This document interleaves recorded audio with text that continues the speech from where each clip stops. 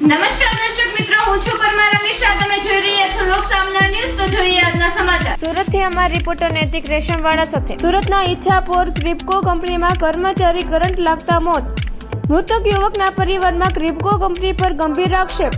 ઓલપાડમાં રહેતો 24 વર્ષ અક્ષ દીપકભાઈ પટેલ કંપનીમાં ઇલેક્ટ્રિશિયન તરીકે કામ કરતો હતો. કંપનીમાં અક્ષને કોઈ પણ પ્રકારના સેફટીના સાધનો આપવામાં આવ્યા ન હતા. સેફટીના સાધનો વગર જ કર્મચારી જોડે ચાલુ ઇલેક્ટ્રિક લાઇટ પર કામ કરવામાં આવતું હતું. કર્મચારી અક્ષને કરંટ લાગતા તેનું મોત નીપજ્યું. એકના એક દીકરાનું મોત નીપજતા પરિવાર શોકમાં મગ્ન. પરિવારે કંપનીમાં બેદરકારી દાખવનાર જવાબદાર વ્યક્તિઓ સામે કાર્યવાહીની માંગ કરી. ઈચ્છાપોર પોલીસ ગુનો નોંધી કાર્યવાહી હાથ ધરી. પ્રશાંત મહેશભાઈ પટેલ. ઘટના એવી બની છે કે ગઈકાલે 3:30 થી 4ની વચ્ચે અક્ષ દીપકભાઈ પટેલ નામનો છોકરો કામ કરતો હતો ક્રિપ્કો કંપનીની અંદર, ઇલેક્ટ્રિક ડિપાર્ટમેન્ટની અંદર, જે મારો ભાણેજ થાય છે. હું એનો મામા થાઉં છું. અને આ ઘટના કાલે જ્યારે થઈ એ લગભગ 3:30 થી 4ની વચ્ચે થયેલી છે.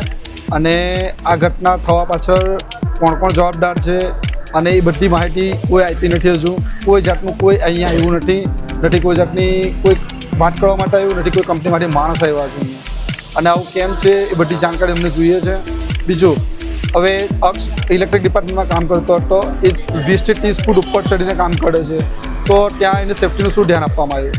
વિધાઉટ હાર્નેસ એ વ્યક્તિ કઈ રીતે ઉપર ચડે છે? કેમ સેફ્ટી ડિપાર્ટમેન્ટ શું કરે છે? કેમ ધ્યાન આપવામાં નહીં આવ્યું? બીજું, ચાલુ લાઈને કામ કરે છે તો લાઈન બંધ કરવામાં કેમ ના આવે? લાઈન બંધ કરવાની જવાબદારી કોની છે? આમાં દરેક જવાબદાર માણસ અહીં હાજર થાય ને એની જાણકારી આપે. અને બીજું, જે કંપનીમાં આ બધું થાય છે તો કંપની કેમ આવી જવાબદારી લેવા તૈયાર નથી? ગઈકાલે 4 કલાક 6 કલાક રાહ જોયા પછી કંપનીમાંથી એક માણસ આવે છે અને તે બી એવું કહે છે કે કંપની આના માટે જવાબદાર નથી. કેમ? શું કંપનીમાં કોન્ટ્રાક્ટ પર કામ કરો ગુનો છે? કંપનીની અંદર કોન્ટ્રાક્ટ પર કામ કરીએ એટલે બસ ખાલી કોન્ટ્રાક્ટની જ જવાબદારી, કંપનીની કોઈ જવાબદારી નહીં. તો કંપનીની અંદર કામ કરવાનો શું મતલબ છે? આટલી મોટી કંપની છે તો કંપનીના આટલા નાના માણસો કામ કરે છે તો એની જવાબદારી કંપનીની કઈ રીતે નથી? અને આ વિધાઉટ સેફ્ટી કામ થાય છે તો સેફ્ટીનું ધ્યાન આપવાનું કોણ? કંપનીની જવાબદારી બને ને. કોન્ટ્રાક્ટરની જે જવાબદારી છે સાથે કંપનીની પૂરેપૂરી જવાબદારી છે. અને કંપનીએ ધ્યાન કેમ નહીં આપ્યું કે કોન્ટ્રાક્ટ આવા લાપરવાહીથી કામ કરવામાં આવે છે? તો એ બધી જવાબદારી કંપનીની પણ છે. માંગણી એવું છે કે એને વધારે વળતર મળે, એના પરિવારનું ધ્યાન આપવામાં આવે અને પરિવારની ધ્યાન રાખવામાં આવે. કારણ કે એના પરિવારનો કમાનાર એક જ પર્સન છે.